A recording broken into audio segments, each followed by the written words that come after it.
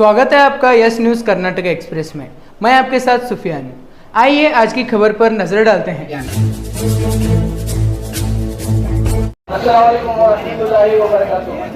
तो आज का जो यहाँ पर जो एक एहतजाज जो जमा है, यहाँ बहुत सारी हमारी औरतें बैठी हुई हैं जो संघ के प्रॉब्लम, जो संघ को लेकर जो इतने प्रॉब्लम्स, जो माइक्रो फाइनेंस लोन को लेकर बहुत सारे प्रॉब्लम्स यहाँ की औरतें जो झेल रही हैं।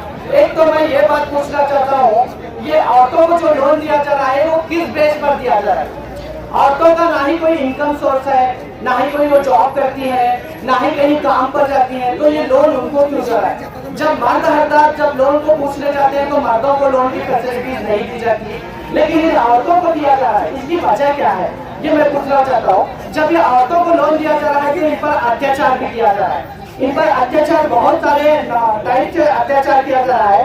उन्हें एक तो उनका जो संघ का लीडर रहता, जो उनका ग्रुप का जो संघ के लीडर रहता, उसको इतना अत्याचार किया जा रहा है। जो लीडर बनाई जाती है, जो 30 औरतों की जो लीडर बनती है, उस पर इतना अत्याचार किया जा रहा है कि वो अपने घर को लॉक भागकर वो शहर छोड़कर जाने पर मजबूर हो रही है। बहुत सारी औरतें ऐसी भी हैं जो घरों को छोड़कर लॉक भाया गया है उनके घरों का, और उनके घरों का सामान बाहर रखा गया है। उनके घरों का सामान बेचने के बारे में बातें की जा रही है। और कुछ लोग तो ऐसा हो गया है कि ये संघ के लोन की वजह से कुछ औरतें सुसाइड करने पर मजबूर हो गई हैं।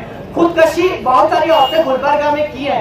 यह एहतजाज बहुत जगह शुरू हुआ है, यादगीर में हुआ है, गुलबर्गा में बहुत सारी औरतें ये सुसाइड कर चुकी है। इसका खामियाजा कौन भुगतने वाले?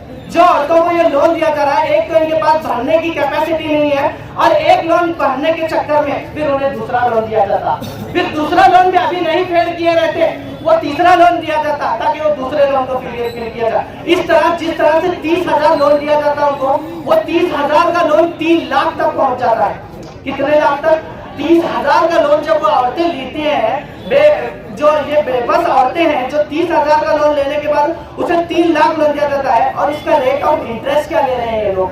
जो पहले बातें करते हैं कि इतना इंटरेस्ट होगा, उतना इंटरेस्ट होगा, एक सालाना का इनका रेट ऑफ इंटरेस्ट अगर तुम्हें कैलकुलेट किया गया तो 26%, 28% तक का इनका इंटरेस्ट लिया जा रहा है। और ये बहुत सारी औरतों पर जो जुर्म किया जा रहा है, ये तो आरबीआई गाइडलाइंस, मैं एक कानूनी बात कर रहा हूँ, आरबीआई गाइडलाइंस की खिलाफ वर्जी कर रहे हैं। पहली बात तो आरबीआई का गाइडलाइंस है कि वो किस तरह से लोगों से पेश आए, औरतों से किस तरह बातें करें, उन्हें गालियां देने की उन्हें इजाजत नहीं है, और उनके घरों को जाने की इजाजत नहीं है, क्योंकि शाम में सुबह 8 बजे से लेकर शाम के 7 बजे तक वो उनके घरों पे जा सकते हैं, या सुबह रात के 7 बजे के बाद वो उनके घरों पर रेड नहीं की जाती। लेकिन ये लोग जो संघ के जो रिकवरी एजेंट होते हैं, ये इनके घरों पे 10-10 बजे जाकर बैठ रहे हैं, 10-10 बजे उनको घर खाली करने पर मजबूर कर रहे हैं, उनके ऊपर टॉर्चर कर रहे हैं।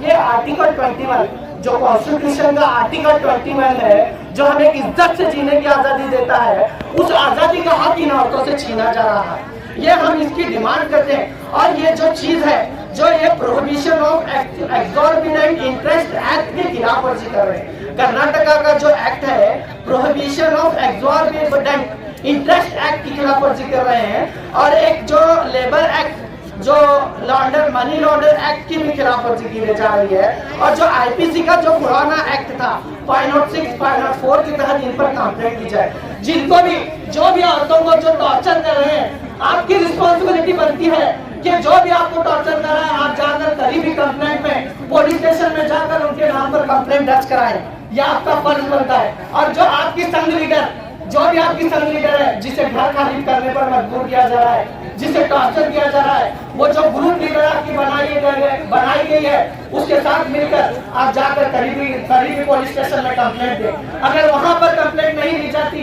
तो डीसी ऑफिस में आकर एक महीने दें। अगर वहां भी नहीं दिया जाता तो कंज्यूमर एक्ट के तहत वहां कंज्यूमर फोरम में आप कंप्लेंट दें। अगर वहां भी नहीं हुआ तो प्राइवेट कोर्ट में आप जाकर इस कंप्लेंट को दर्ज करवाएं।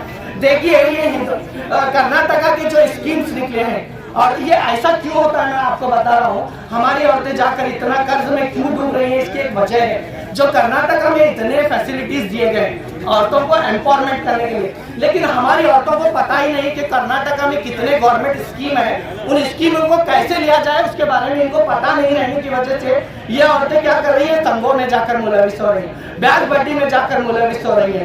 तो कर्नाटका में देखो Shram Shakti special women scheme है, इस स्कीम के तहत उनको बहुत सारी फैसिलिटीज है, लेकिन इसके बारे में हमारी औरतों को पता नहीं है। तो इसके वजह से वो जाकर वहां पर वो फैसिलिटी नहीं ले रहे हैं। और बाद में देखो उद्योग निधि, स्थैर्य निधि, समृद्धि, ये बहुत सारे जो औरतों के बेटरमेंट के लिए, औरतों की फलाह बहबूदी के लिए स्कीम बनाए गए हैं।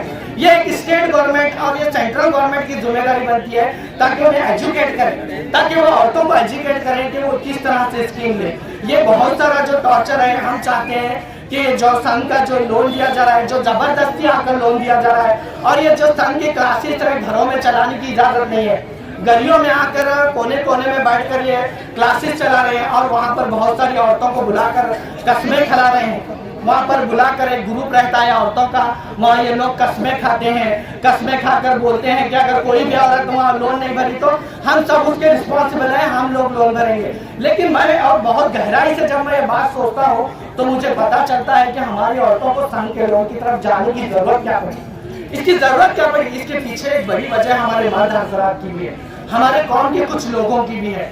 क्यों आप अपनी औरतों को वहाँ पर भेज रहे हैं? क्या उनका शोहर नहीं है? क्या उनका भाई नहीं है? क्या वो कर्जों को वो नहीं फेंक सकते?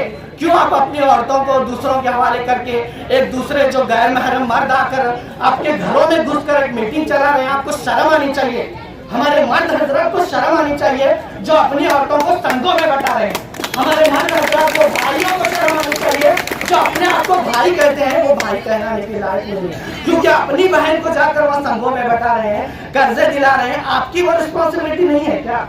आप में वो ताकत नहीं है क्या वो चलाने की, वो खिलाने की, वो शादियां करने की?